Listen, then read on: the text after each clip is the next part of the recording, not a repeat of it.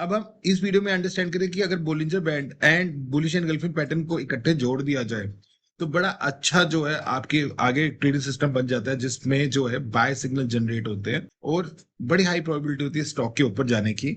आपको पता है कि बुलिश एनगल्फिंग पैटर्न की अगर मैं बात करूं तो स्टॉक बड़े तेजी से नीचे गिरा होता है और फिर जब ये पैटर्न अपीयर होता है तो बड़ी हाई प्रोबेबिलिटी होती है स्टॉक को ऊपर जाने की। ये टू कैंडल बुलिश पैटर्न है जो कि डाउन ट्रेंड को खत्म करता है। पहली कैंडल जो है वो रेड कलर की होती है जो बताती है बियरिश स्ट्रेंथ, और फिर अगली कैंडल बड़ी लंबी ग्रीन कैंडल होती है जो कि रेड कैंडल को पूरी तरीके से कवर कर लेती है। इसीलिए हम इसका नाम है बुलिश एनगल्फिंग, क्योंकि बुलिश कैंडल ने पूरी तरह कवर कर लिया है रेड कैंडल को। आप समझते हैं बोलिंजर बैंड्स क्या है। ये जॉन बोलिंजर ने ये सिस्टम दिया था 1980s में। इसमें तीन बैंड्स हैं। जो सबसे पहला बैंड है वो रेड कलर का है जो कि बताता है कि स्टॉक महंगे टेरिटरी में ट्रेड कर रहा है। ब्लू बैंड बता रहा है कि स्टॉक जो है ना सस्ता ना महंगा है। और ग्रीन बैंड बता रहा है कि स्टॉक जो है काफी सस्ती टेरिटरी में ट्रेड कर रहा है। ठीक है।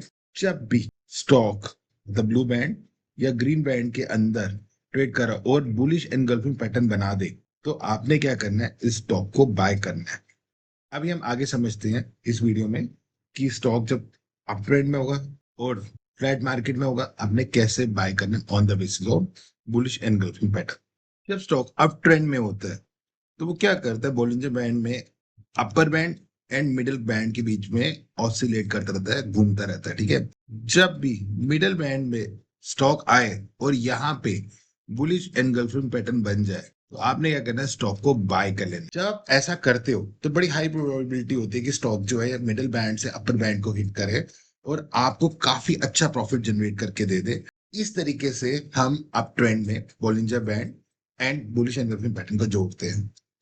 आप समझते हैं कि फ्लैट मार्केट में Bollinger band and bullish engulfing pattern के बेस पे आपने कैसे ट्रेड लेना है। फ्लैट मार्केट में बोलिंजर बैंड जो है इस तरीके से तीन बैंड्स क्रिएट करता है और स्टॉक जो है इन तीन बैंड के अंदर ऐसे ऑसिलेट करता रहता है, तो घूमता रहता है।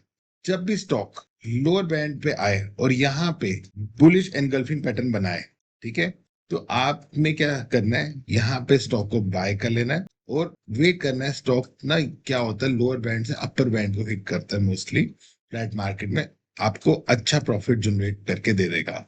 तो आपने इस तरीके से फ्लैट मार्केट में bullish engulfing pattern and Bollinger band के बेस पे ट्रेड करना है। अब ये आपके सामने आईसीआईसी बैंक का चार्ट है। इस पे आप समझोगे कि जब स्टॉक अप ट्रेंड में है तो आपने Bollinger band and bullish engulfing pattern को कैसे जोड़ना है। आप क्या देख रहे हो कि स्टॉक जो है अप ट्रेंड में है। अगर आप देखो तो अब यहाँ देखोगे कि बुलिश एनगल्फिंग पैटर्न बना है और बना है मिडिल बैंड में, क्योंकि स्टॉक जो अप ट्रेंड में होता है वो upper band and middle band के बीच में ट्रेड कर रहा होता है। आपने क्या करना है, पहले स्टॉक को नीचे गिरने देना मिडिल बैंड पे और जैसे ये साइन आए बुलिश एनगल्फिंग पैटर्न फिर आपने यहाँ पे एंट्री लेनी है या अपना स्टॉप लॉस लगाना है और वेट करना है कि स्टॉक जो है अपर बैंड को हिट करे या फिर कुछ बियरिश पैटर्न बनाया है जिसके बेस पे आप एग्जिट करोगे। तो आपने क्या देखा कि इस कैंडल पे जो है स्टॉक ने अपर बैंड को टच किया और 2 दिन के बाद, मतलब डेली कैंडल है तो 2 दिन के बाद इसने शूटिंग स्टार भी बना दिया यहाँ पे। तो अब यहाँ पे एग्जिट कर दोगे स्टॉक में। तो देखो अगर आप ऐसा करते हैं एग्जिट, तो ये आपका एग्जिट पॉइंट है।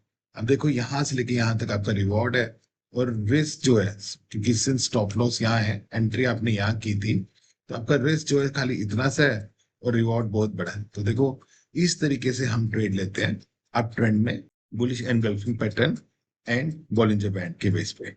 अब हम एचडीएफसी बैंक के थ्रू समझते हैं कि फ्लैट मार्केट में आपने Bollinger band and bullish engulfing pattern के बेस पे कैसे ट्रेड करना है। तो आप क्या देख रहे हो, ये फ्लैट मार्केट चल रही है। तो फ्लैट मार्केट में आपने क्या करना है, स्टॉक को नीचे गिरने देना है और जब लोअर बैंड पे बुलिश एनगल्फिंग पैटर्न बने तो आपने इसके बेस पे ट्रेड करना है, क्योंकि बड़ी हाई प्रोबेबिलिटी होती है कि स्टॉक जो है फ्लैट मार्केट में लोअर बैंड से अपर बैंड को हिट करे। अगर आप देखो इस केस में ऑलमोस्ट जो है अपर बैंड को स्टॉक हिट करने ही वाला था। अगर आप यहाँ पे एग्जिट करते हो स्टॉक में तो आप क्या देखोगे, ये आपका जो है एग्जिट पॉइंट बन गया। यहाँ पे आपने एंट्री की, ये आपका स्टॉप लॉस बनेगा, ये आपका रिस्क है, ये आपका रिवॉर्ड है। सिंस रिवॉर्ड बड़ा रिस्क से है तो ट्रेड अच्छा है। तो इस तरीके से जो है फ्लैट मार्केट में आप बुलिश एनगल्फिंग पैटर्न और बोलिंजर बैंड को यूज करते हो। आई होप आपको इन वीडियोस के थ्रू अंडरस्टैंडिंग हो रही है कि आपने कैसे ट्रेड करना है अगर आपकी वीडियोस अच्छी लग रही है जरूर लाइक कीजिए, सब्सक्राइब कीजिए मेरे चैनल को और शेयर कीजिए। Thank you.